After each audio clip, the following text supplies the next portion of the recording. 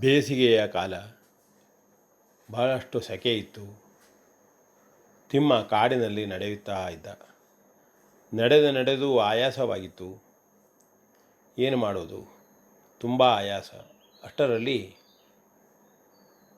ನಿಂಗ ತನ್ನ ಕುದುರೆಯನ್ನು ಏರಿಕೊಂಡು ಆ ದಾರಿಯಲ್ಲಿ ಬರ್ತಾ ಇದ್ದ. ತಿಮ್ಮ ನಿಂಗನನ್ನು ಕೇಳಿದ, ನಿಂಗ, ತುಂಬ ಸೆಕೆಯಾಗಿದೆ, ತುಂಬ ಬಾಯಾರಿಕೆಯಾಗಿದೆ, ತುಂಬ ಆಯಾಸಗೊಂಡಿದ್ದೇನೆ. ನಾನು ಈ ಕುದುರೆಯನ್ನೇರಿ ಹೋಗಲು ನಿನಗೆ ಬಾಡಿಗೆಯನ್ನು ಕೊಡ್ತೇನೆ. ನಿಂಗ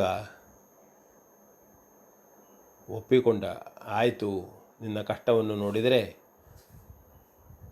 ನನಗೂ ಸಹಿಸಲಿಕ್ಕೆ ಸಾಧ್ಯವಿಲ್ಲ, ಅಯ್ಯೋ ಅನ್ನಿಸ್ತದೆ. ಬಾಡಿಗೆ ಕೊಡ್ಬೋದು, ತೆಗೆದುಕೋ ಕುದುರೆಯನ್ನು ಎಂದು ತಿಮ್ಮನಿಗೆ ಕುದುರೆಯನ್ನು ಬಿಟ್ಟು ಕೊಡ್ತಾನೆ. ತಿಮ್ಮ ಕುದುರೆಯನ್ನು ಏರಿ ಹೋಗ್ತಾನೆ. ನಿಂಗ ನಡೆದು ಹೋಗ್ತಾನೆ. ಸ್ವಲ್ಪ ದೂರ ಹೋದ ಮೇಲೆ ಬಾಯಾರಿಕೆ ಆಗ್ತದೆ ತಿಮ್ಮನಿಗೆ. ಸೆಕೆ ಬಹಳ, ನಿಲ್ಲಿಕ್ಕೂ ಆಗೋದಿಲ್ಲ, ಎಲ್ಲೂ ನೆರಳಿಲ್ಲ, ಏನು ಮಾಡೋದು ಅಂತ ತಿಮ್ಮ ಆ ಕುದುರೆಯ ನೆರಳಿನಲ್ಲಿ ಕುಳಿತು ಬಿಡ್ತಾನೆ. ಅಷ್ಟು ಹೊತ್ತಿಗೆ ಈ ನಿಂಗ ನಡೆಯುತ್ತಾ ಬಂದವನು ತಿಮ್ಮನಿಗೆ ಹೇಳ್ತಾನೆ, ತಿಮ್ಮ, ನನಗೂ ಭಾಳ ಸೆಕೆ ಆಯಿತು. ಆ ಕುದುರೆಯ ನೆರಳಿನಲ್ಲಿ ನೀನು ಕುಳಿತಿದ್ದೀಯಲ್ಲ, ನನಗೂ ಸ್ವಲ್ಪ ಜಾಗ ಬಿಡು, ನಾನು ಕುಳಿತುಕೊಳ್ಳುತ್ತೇನೆ ಎಂದ. ಆಗ ತಿಮ್ಮ ಏನು ಹೇಳ್ತಾನೆ, ಇಲ್ಲ, ನಾನು ನಿನಗೆ ಬಾಡಿಗೆ ಕೊಟ್ಟಿದ್ದೇನೆ.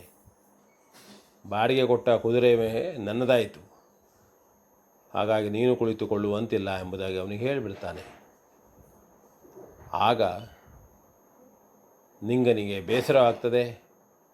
ತಾನು ಸಹಾಯ ಮಾಡದೆ ಹೋಗಿ ಈ ರೀತಿ ಆಯ್ತಲ್ಲ ಎಂದು ತಿಳಿತಾನೆ ಮತ್ತು ಬುದ್ಧಿವಂತಿಕೆಯಿಂದ ಹೇಳ್ತಾನೆ, ಆಯಿತು ತಿಮ್ಮ, ನಾನು ನಿನಗೆ ನನ್ನ ಕುದುರೆಯನ್ನು ಬಾಡಿಗೆಗೆ ಕೊಟ್ಟಿದ್ದೇನೆ ಹೊರತು ಕುದುರೆಯ ನೆರಳು ನಿನಗೆ ಸಂಬಂಧಿಸಿಲ್ಲ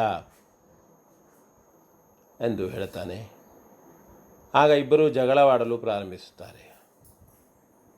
ತನಗೆ ಕುಳಿತುಕೊಳ್ಳಲು ಅವಕಾಶ ಕೊಡಬೇಕು ಅಂಥೇಳಿ ತಿಮ್ಮ ಕೊಡಲಾರೆ ಎಂದು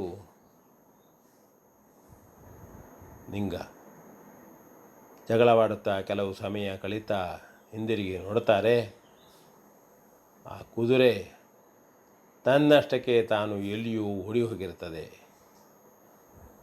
ಇದು ಇಬ್ಬರ ಜಗಳದಿಂದ ಮೂರನೆಯವನಿಗೆ ಆದಂತಹ ಲಾಭ. ಇದನ್ನು ತಿಳಿದುಕೊಳ್ಳಬೇಕು.